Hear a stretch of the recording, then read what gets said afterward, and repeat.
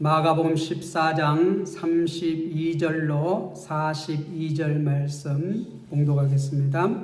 그들이 겟세마네라 하는 곳에 이름에 예수께서 제자들에게 이르시되 내가 기도할 동안에 너희는 여기 앉아 있으라 하시고 베드로와 야고보와 요한을 데리고 가실새 심히 놀라시며 슬퍼하사 말씀하시되 내 마음이 심히 고민하여 죽게 되었으니 너희는 여기 머물라 깨어있으라 하시고 조금 나아가사 땅에 엎드려 될 수 있는 대로 이때가 자기에게서 지나가시기를 구하여 이르시되 아빠 아버지여 아버지께서는 모든 것이 가능하오니 이 잔을 내게서 옮기시옵소서. 그러나 나의 원대로 마시고 아버지의 원대로 하옵소서 하시고 돌아오사 제자들이 자는 것을 보시고 베드로에게 말씀하시되 시몬아 자느냐 내가 한 시간도 깨어 있을 수 없더냐 시험에 들지 않게 깨어 있어 기도하라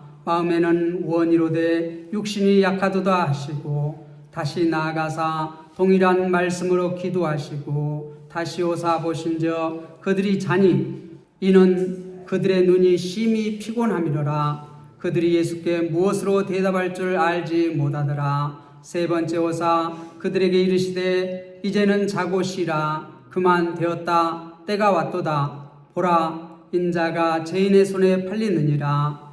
일어나라 함께 가자. 보라 나를 파는 자가 가까이 왔느니라. 아멘. 아버지의 뜻이다. 마가복음을 어떻게 읽을 것인가 해서 양영희 교수님은 마가복음의 중심을 고난받는 하나님의 아들로 설명을 합니다. 마가복음은 단순히 예수님의 능력을 보여주는 책이 아니라 십자가를 향해 걸어가는 예수님의 길을 보여줍니다. 오늘 본문인 겟세마네의 그 길에 이렇게 절정입니다. 예수님은 십자가를 앞두고 깊은 고통 가운데 기도하셨고 제자들은 잠들어 있었습니다. 이 장면은 예수님의 순종과 인간의 연약함을 동시에 보여주고 있습니다. 그리고 오늘 우리의 삶을 비추는 거울이 됩니다. 지난주 마지막 절을 보면 찬미하고 감람산으로 가신다 이렇게 말하고 있는데 아마 시편을 이렇게 찬양하면서 올라가셨다 그렇게 우리는 통상적으로 생각을 합니다.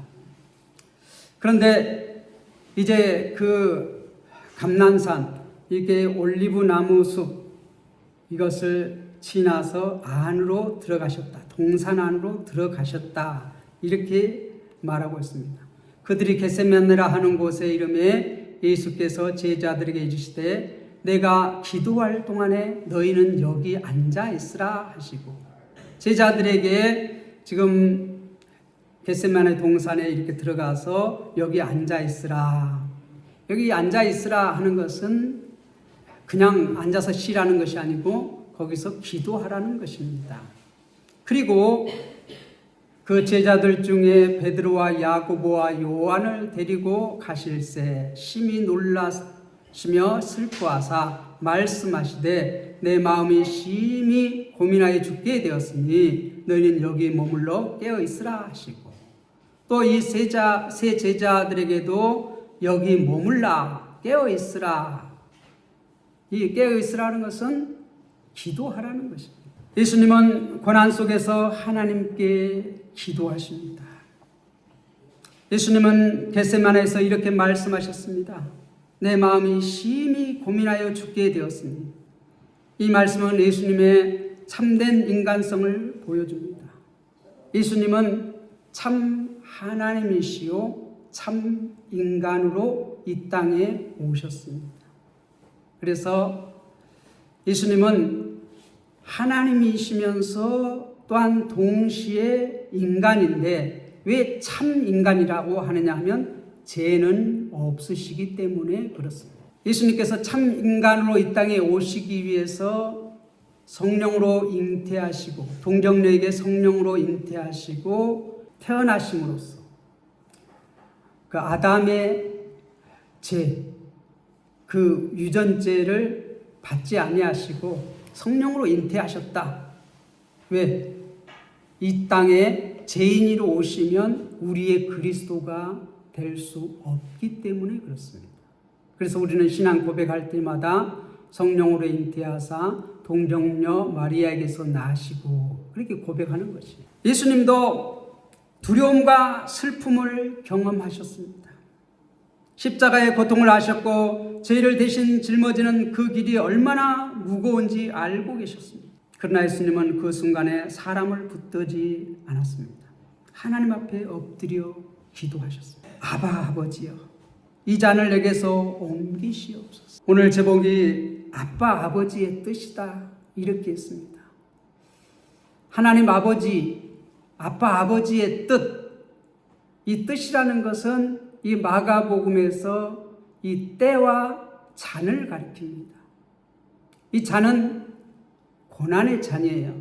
우리가 이미 8장에서 살펴봤고 또 9장에서도 살펴봤고 10장에도 살펴봤듯이 예수님께서 죽으시고 부활하실 이 고난 이것을 잔이다 이렇게 말해요.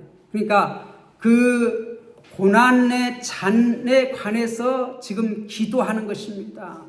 양영희 교수는 마가복음에서 예수님의 기도가 단순한 어떤 종교적 행위가 아니라 하나님 아버지의 깊은 관계 안에서 이루어진다고 설명했습니다. 예수님은 가장 큰 고난 속에서도 아버지를 신뢰하셨습니다. 우리도 겟세마네 시간을 지낼 때가 있습니다. 살아가다 보면 어려움도 있고 또 괴로운 일도 만날 때가 있고 이렇게 근심 걱정에 휩싸일 때도 있습니다.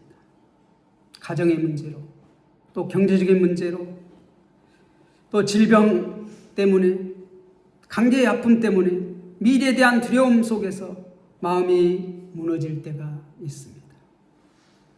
그때 우리는 어떻게 합니까?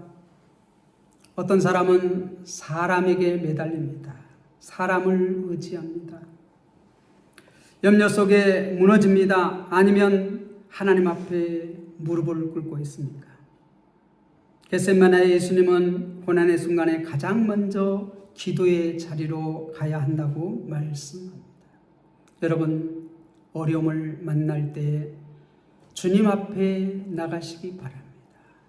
주님께서는 너희가 지금까지는 내 이름으로 아무것도 구하지 아니했으나 구하라 그리하면 받으리니 너희 기쁨이 충만하리라. 그렇게 요한복음 14장에서는 말씀합니다. 야곱은 분이엘에서 정말 하나님과 1:1 독대를 합니다. 저녁 내 기도하고 새벽 내 기도하고 이제 동이 돌 무렵까지 계속해서 기도합니다. 기도할 때 하나님은 우리와 함께 하십니다. 밤중에도 새벽에도 동이틀 무렵에도 야곱과 함께 하셨어요. 그렇게 끈질기게 야곱이 기도할 때 하나님의 천사가 뭐라고 합니까? 이제 놔라. 그때 뭐라고 합니까? 나를 축복해 주지 않고는 내가 놀 수 없습니다. 끝까지 물고 늘어져요. 그때 하나님의 천사가 야곱의 한독배를 칩니다. 한독배를 치고 너 이름이 뭐냐? 야곱입니다. 다시는 야곱이라고 부르지 말라. 이스라엘이라고 부르라. 그래서 장세기 기자는 그 이스라엘의 뜻이 뭐냐 설명해 줍니다. 하나님과 겨루어서 이겼다. 그렇게 말합니다. 야곱은 분이엘에서 정말 사투를 벌였는데 하나님의 천사와 사투를 벌였는데 이겨버렸어요.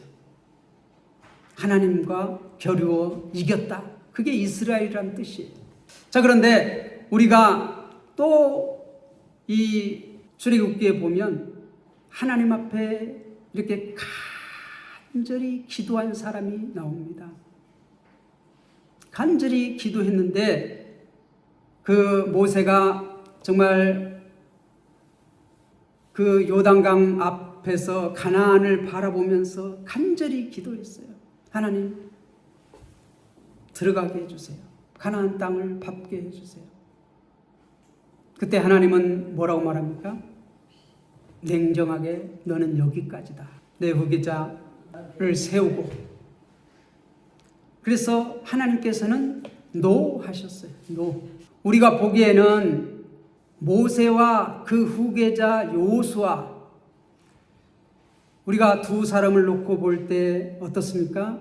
모세는 경험도 많고 하나님이 함께 해주셔서 많은 능력도 행했고, 여호수아는 그에 비해서 어떻게 해요?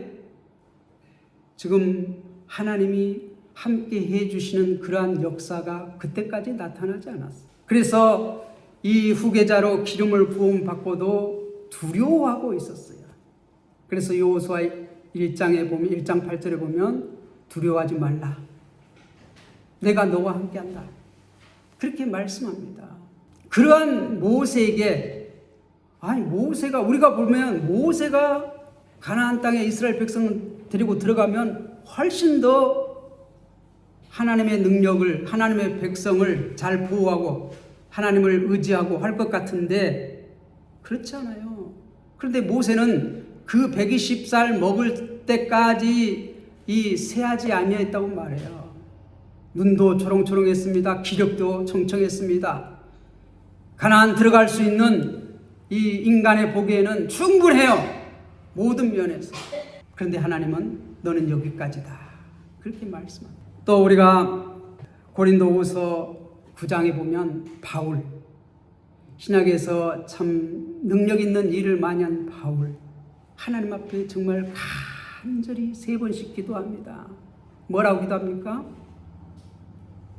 내 이 육체의 가시를 치료해달라고. 항상 바울은 이 눈이 약해서 항상 어려움을 겪었어요. 눈 질환을 갖고 있었던 것 같아요. 그래서 그것을 위해서 간절히 고쳐달라고, 치료해달라고, 회복시켜달라고 간절히 기도했는데 하나님의 응답은 뭐예요? 노입니다. 노.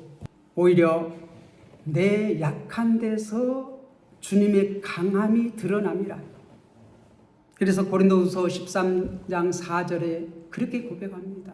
하나님은 나의 약한 것을 가지고 주님의 능력, 강함을 드러내시는 분임을 내가 깨달았다, 그렇게 말해요. 그런데 주님도 정말 사투를 벌입니다. 겟세마네 동산에서 3번씩 간절하게 기도합니다. 아버지께서 내 원함을 들어주시옵소서, 내 뜻을 들어주시옵소서. 근데 이 주님께서 기도하는 것은 하나님 아버지의 전능하심에 의지해서 기도해요. 하나님께서는 다 하실 수 있습니다. 보세요. 35절 36절에 보면 조금 나가서 땅에 엎드려 될 수 있는 대로 이때가 자기에서 지나가기를 구하니라. 이때가 자기에게 지나가기를 원하니라. 이때가 뭐냐? 36절에 보면 이르시되 아빠 아버지여, 아버지께서는 모든 것이 가능하오니 이 잔을 내게서 옮기시옵소서. 36절에는 뭐라고 말해요? 35절에서는 때라고 말하고 36절에서는 잔이라고 말해요. 근데 이 때와 잔은 뭘 말할까요? 지금 자기가 이렇게 예수님께서는 계속해서 8장, 9장, 10장에서 이 때에 대해서, 이 고난의 잔에 대해서 얘기를 했어요. 그러니까 하나님 아버지의 뜻을 알아요, 몰라요? 알아요. 그런데 그렇게 간절히 기도하는데, 우리가 요한복음에 보면 예수님이 기도하는데 정말 땀방울이 핏방울처럼 땅에 떨어졌다, 그렇게 기록되어 있어요. 그렇게 간절히 땅에 엎드려서, 보통 유대인들이 기도할 때는 서서 기도합니다. 그런데 예수님은 땅에 엎드려 완전히 황복하는 그러한 모습으로 기도를 하고 있어요. 그것도 간절히 3번씩이나.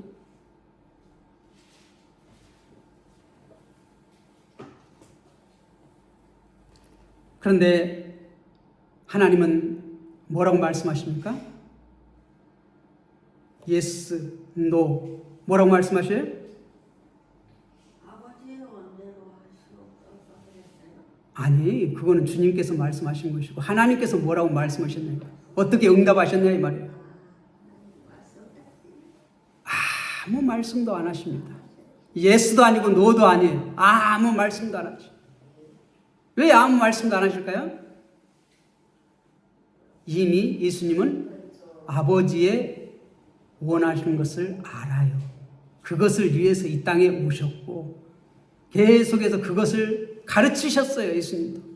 그런데 지금 예수님께서 이제 때가 가까우니까, 이 시간이 가까우니까 간절히 기도합니다. 왜 그렇게 간절히 기도합니까? 지금 참 인간으로서, 죄 없는 인간으로서 이 고난의 잔을 자기가 이렇게 마셔야 되는데, 참 인간으로서 그 고민하여 죽게 됐다고 하는 말은 왜 그렇습니까? 단순하게 십자가에 달려 죽은 것은 이미 알고 있었어요. 그것을 하루 지금 올라오셨어요. 예루살렘에 자원에서 올라오셨어요. 그런데 왜 이런 기도를 합니까? 단순하게 육체적인 죽임만을 주님께서는 생각하지 않는 것이에요. 여기서 죄인의 모든 죄를 둘러매고 죽으시는데, 이 죽는 것은 우리가 성경에서 뭘 말하느냐면 두 가지 측면을 얘기해요. 육신의 죽는 것을 죽음이라고도 말하고, 또 한 죽음은 뭐예요? 하나님과 분리되는 것을 죽음이라고 말해요. 영적인 죽음, 하나님과 분리되는 것. 그런데 예수님은 하나님과 항상 함께 계시고 분리될 수 없는 그러한 하나님이셔요. 그런데 지금 이제 어떻게 돼요? 죄의 싹은 사망이에요.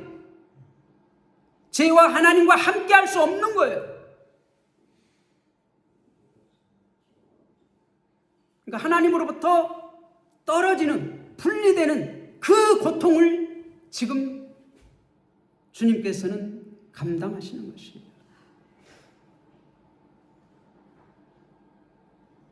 그래서 지금 고민하여 죽게 되었다, 그렇게 말하는 겁니다. 단순하게 여기서 어떤 이 34절에 내 마음이 심히 고민하여 죽게 되었습니다. 이게 죽게 되었다는 것이 단순하게 어떤 우리가 생각하는 그러한 것이 아니에요. 선악과를 먹는 날에는 반드시 죽으리라. 반드시 죽으리라. 죄의 싹은 사망이다. 지금 그 사망의 고통을 주님께서는 고민하는 것입니다. 그걸 슬퍼하시는 것이에요. 그리고 지금 그 고난의 잔을 앞들고 하나님 아버지와 지금 대면하시는 것이에요. 야곱은 하나님 앞에 정말 간절히 밤중에서부터 새벽 동이틀 무렵까지 그냥 때를 쓰고 기도하고 자기의 어떻게 했어요? 소원을 성취했어요. 그러나 예수님은 아버지의 뜻을 알아요, 몰라요? 알아요. 그러니까 하나님께서 아무 말씀도 안 하셔. 아무 말씀. 예수도 아니고 노도 아니야. 예수님은 이 땅에 오실 때부터 자신이 이 땅에 왜 오셨는지, 오셔야만 했는지 아시고 오셨어요.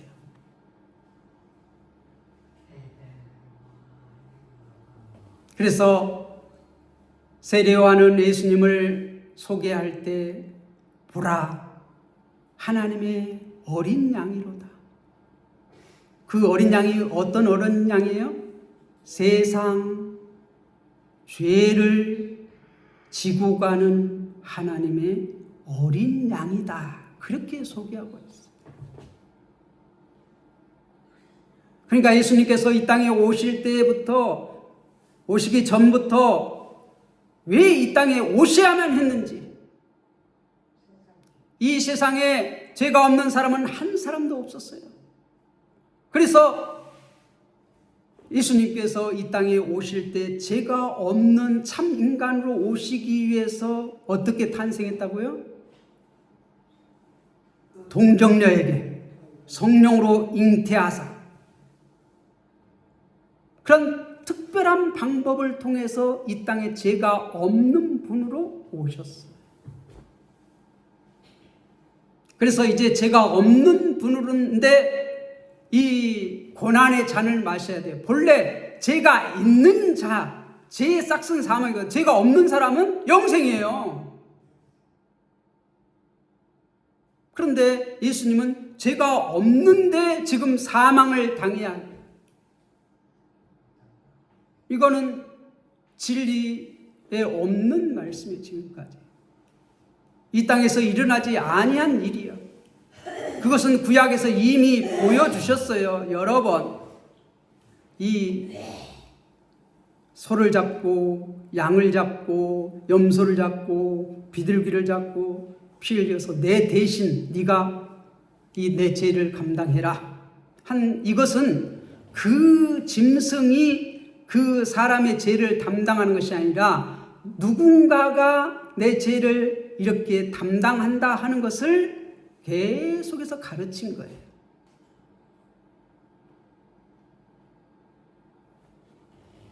그런데 그 어린 양으로서 예수님이 오셔서 유월절을 완성하시고 이제 어떻게 때가 돼서 그 잔을 마시려고 하는 그 때에 지금 주님께서는 고민이 되어 죽게 되었다 하시면서 간절히 기도했지만 하나님께서는 아무 말씀도 아니하셨어요. 그래서 예수님께서는 36절 마지막에 뭐라고 말합니까? 그러나 나의 원대로 마시고 아버지의 원대로 하옵소서. 아버지의 원대로, 나의 원대로 마시고 아버지의 원대로 하옵소서. 아버지의 원이 뭐예요? 이 잔이에요. 때예요. 앞에서 나와 있는 것처럼 36절 상반절에서는 잔이라고 말했고 35절은 때라고 말해요. 이게 아버지의 원이에요. 원. 아버지의 뜻이에요.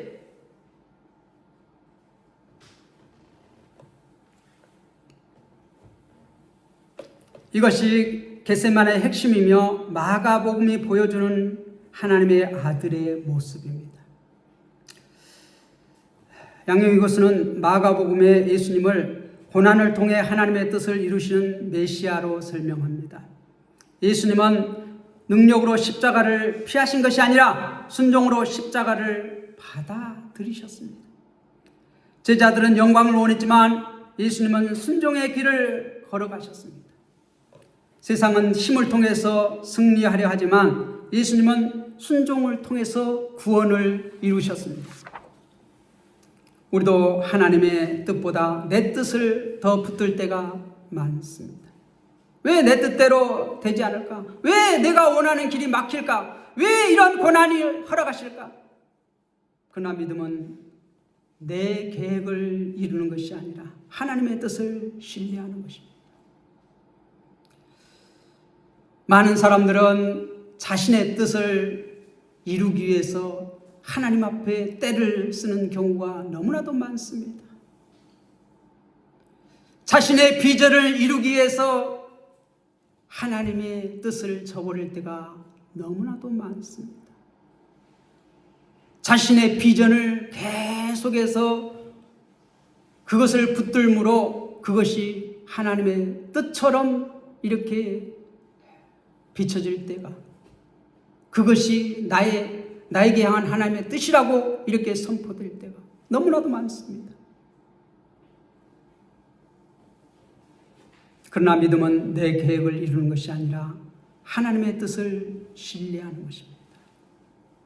때로 하나님은 이해가 되지 않는 길로 인도하십니다. 그러나 십자가 뒤에 부활이 있었던 것처럼 순종 뒤에는 하나님의 선한 뜻이 있습니다. 하나님의 선한 뜻은 무엇입니까? 죄의 값을 치러야 돼요. 죄의 싹은 사망을 당해야 돼요. 그런데 그 사망이 죄진 사람이 다 당해야 되는데 하나님께서는 죄인들을 사랑하셨어요. 하나님이 세상을 이처럼 사랑하사 독생자를 주셨으니 이는 저를 믿는 자마다 멸망하지 않고 영생을 얻게 하십니다. 하나님은 이 세상을 사랑하셨어요. 하나님께서 창조하신 세상을 사랑하셨습니다. 믿습니까? 그래서 자신의 하나밖에 없는 독생자 아들 예수를 이 땅에 그리스도로 보내주셨습니다. 그래서 그 예수가 십자가에서 그 잔을 마심으로써 많은 자신의 그 죄악으로 죽어있는 그 백성들을 구원해내는 메시아로서, 구원자로서 사역을 감당하시기 위해서 자신의 하나밖에 없는 아들을 이 땅에 보내신 것이에요. 그래서 마가는 1장 1절에 예수님을 소개할 때, 이 마가복음을 소개할 때 뭐라고 말해요? 하나님의 아들 예수 그리스도에 관한 책이다. 그렇게 말씀하셨어요.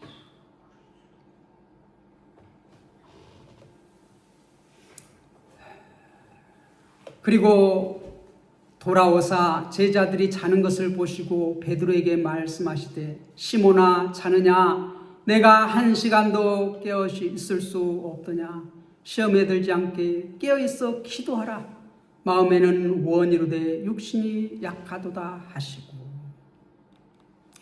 다시 나가사 동일한 말씀으로 기도하시고 동일한 말씀으로 기도하시고 뭐라고요? 전능하신 아버지 이 잔을 내게서 옮기시옵소서. 그러나 나의 원대로 마시고 아버지의 원대로 되기를 원합니다. 그렇게 동일하게 기도하셨다는 거예요. 그리고 이제 다시 오사 보신 적 세 번째 그들이 자니 이는 그들의 눈이 심히 피곤합니다. 그들이 예수께 무엇으로 대답할 줄을 알지 못하더라. 세 번째 오사 그들에게 이르시되 이제는 자고 쉬라. 그만 되었다. 때가 왔도다. 보라 인자가 죄인의 손에 팔리느니라. 그런데 여기서 보면 이제는 자고 쉬어라 그렇게 말하는데 여기에 본래 단어를 이 세 가지로 이렇게 번역을 할 수 있습니다. 우리의 본문처럼 이제는 자고 쉬어라 그렇게 번역할 수도 있고 또 아직도 자고 쉬는구나 하고 이렇게 감탄형으로 번역할 수도 있고 또 의문문으로 번역할 수 있습니다. 어떻게? 아직도 자고 있느냐? 아직도 쉬고 있느냐? 우리 쉬운 성경에서는 아직도 쉬고 있느냐? 아직도 자고 있느냐? 그렇게 의문문으로 번역을 했어요. 그런데 이제 제가 알고 있는 교수님은 이것을 이렇게 감탄문으로 번역을 했더라고요. 아직도 자고 쉬고 있는구나. 그런데 여기서는 그 감탄문이나 의문문으로 번역하는 것이 훨씬 그 뒷문장하고 잘 어울리는 것 같아요. 그래서 제가 한번 이 감탄문으로 한번 번역을 해서 읽어보겠습니다. 아직도 자고 쉬는구나. 그만 되었다. 때가 왔도다. 보라 인자가 죄인의 손에 팔리느니라. 어떻게 부드럽지 않습니까? 의문문으로 이렇게 번역을 해도 매끄럽게 되는 것 같습니다. 그건 세 가지로 다 번역할 수는 있어요.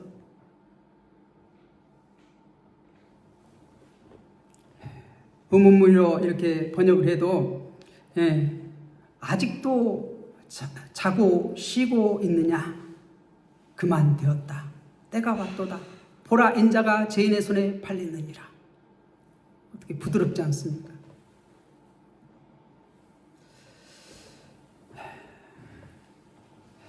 이제 주님께서는 그들이 이렇게 기도하라는 것은 주님을 위해서 기도하라는 것이 아닙니다. 그들의 연약함을 아셨어요. 그들이 실패할 걸 아셨어요. 우리가 앞 본문에서 이미 봤잖아요. 장담했잖아요, 베드로가. 그러니까 모든 그 제자들도 다 장담했잖아요. 나는 배반하지 않을 것입니다. 다른 사람 다 배반해도 나는 주님 따를 것입니다. 베드로가 그렇게 우리가 지난 본문 마지막에 그렇게 고백하는 것을 들었지 않습니까? 그래서 시험에 들지 않도록 기도해라. 기도해라. 그렇게 주님께서는 말씀하셨어요.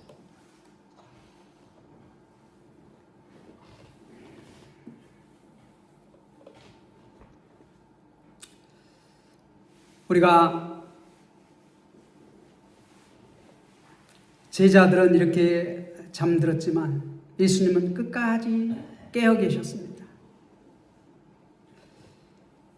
예수님은 말씀하십니다. 깨어 기도하라. 마음에는 원이로도 육신이 약하도다. 그러나 제자들은 잠들었습니다. 양용익 교수는 마가복음에서 제자들의 실패가 반복해서 드러났다고 설명합니다. 그는 예수님을 따랐지만 끝까지 십자가의 길을 이해하지 못했습니다. 겟세마네에서 그 연약함이 분명하게 드러납니다. 예수님은 기도하시는데 제자들은 잠들어 있습니다. 예수님은 십자가를 향해 깨어 계시지만 제자들은 시험을 준비하지 못하고 있습니다. 이 모습이 오늘 우리의 모습이기도 합니다. 우리는 영적으로 잠들기 쉽습니다.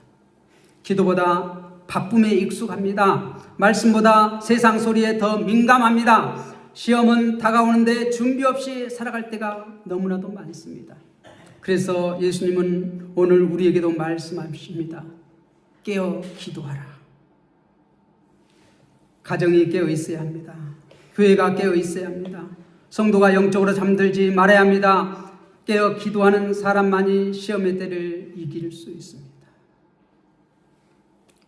그리고 예수님께서는 마지막에 이렇게 말씀합니다. 일어나라, 함께 가자. 보라, 나를 파는 자가 가까이 왔느니라. 그렇지만 주님께서는 일어나라고, 함께 가자고 그렇게 말씀하시고 어디로 가셔요? 도망하는 것이 아닌 것이 아니라 파는 자, 나를 파는 자가 가까이 왔느니라. 자원에서 잡혀주러 가셔요. 왜요? 왜 그렇습니까?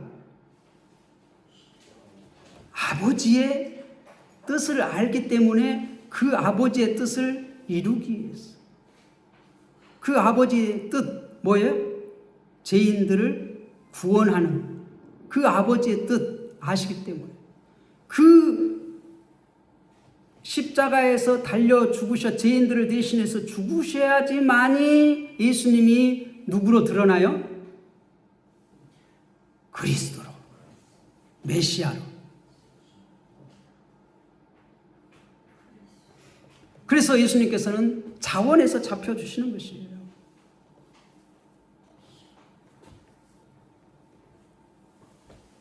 겟세마네는 하나님의 아들 예수 그리스도의 길이 가장 선명하게 드러납니다. 예수님은 고난 속에서도 기도하셨습니다. 예수님은 자신의 뜻보다 하나님의 뜻에 순종하셨습니다. 예수님은 끝까지 깨어 십자가의 길을 걸어가셨습니다. 반면 제자들은 잠들었고 실패했습니다. 그러나 예수님은 그런 연약한 제자들을 위해 십자가를 지셨습니다. 이것이 복음입니다. 오늘 우리도 겟세마네 예수님을 바라보아야 합니다. 고난 속에서 기도해야 합니다. 내 뜻보다 하나님의 뜻을 구해야 합니다. 그리고 우리의 약함보다 크신 예수 그리스도의 은혜를 붙들어야 합니다. 영적으로 잠들지 말고 깨어 있어야 합니다. 그리고 끝까지 순종하신 예수 그리스도를 따라가는 성도들이 되시기를 주님의 이름으로 부탁을 드립니다. 기도하겠습니다.